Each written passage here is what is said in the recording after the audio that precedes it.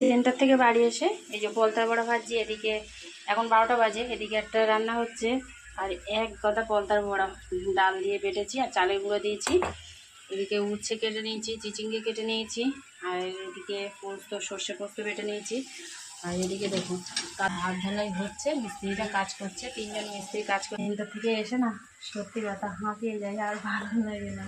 মনে হয় একদিন ছুটি পেলে খুব ভালো লাগে। তো যাই হোক, সামনে পরশুদিন জামাই ষষ্ঠী, 2 দিন ছুটি পাবো, মানে রবিবার সোমবার 2 দিন ছুটি পাবো। সুপারভাইজারকে বলে 1 দিন ছুটি নিয়েছি। তো মজা করব, আনন্দ করব, বাকি বাড়িতে সেগুলো তো দেখাবো। তো এখন রান্নাবান্না সেরে নিই।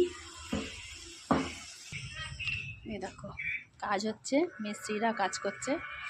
অর্ধেক ঢালাই কাল হয়েছিল আর আজকে অর্ধেক হবে। অনেকটা প্লেটে দিয়েছি মিস্ত্রিদের দেওয়ার জন্য, আর এইখানটা হচ্ছে ওদের দিয়ে